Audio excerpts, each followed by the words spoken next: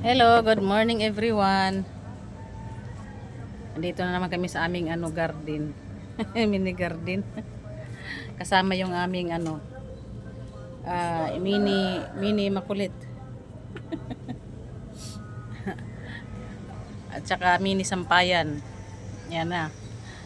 Hindi natuyo kahapon. Labas ulit.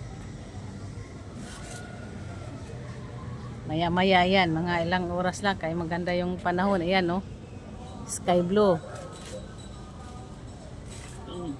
Maganda ang sikat ng araw guys, kaya sigurado hanggang maghapon siguro to. Hanggang maghapon. Bakit walang gumagawa dyan? No? Wala no? Mayroon. May preparasyon yata sa buhos. Ay magbubuhos na sila. Ang ganda ngayon magbuhos ng mga flooring kay init ang panahon. Mabilis matuyo. Dito kami sa may lilim guys. Lilim ng mga damit. Araw ng Sabado. Ang gandang araw. Anong ginagawa mo dyan? Ha? Ayan aking guys oh. Yung mga kuha na tinapay. Nangungulikta. Gutom ka na. Nangungulikta ng nahulog.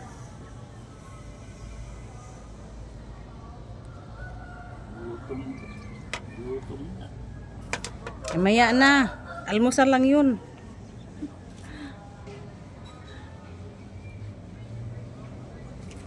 Mahangin. Kagabi talaga malakas ang hangin. Mas malamig. Ngayon malamig pa rin guys kahit may init. Hindi siya gaanong mainit sa balat. Kasi nga malamig-lamig ang panahon. Ayan. Hindi siya mainit sa balat. Hindi masakit.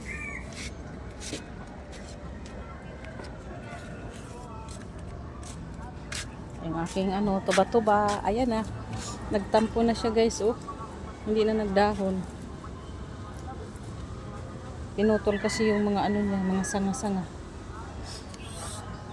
Ito na makasurvive siguro. Ito, oh. Hindi na siya nagdahon. Sayang ilang taon na to dito. Hindi lang 5 years ito dito sa paso na ito. Tagal na yan. Dating daming dahon yan.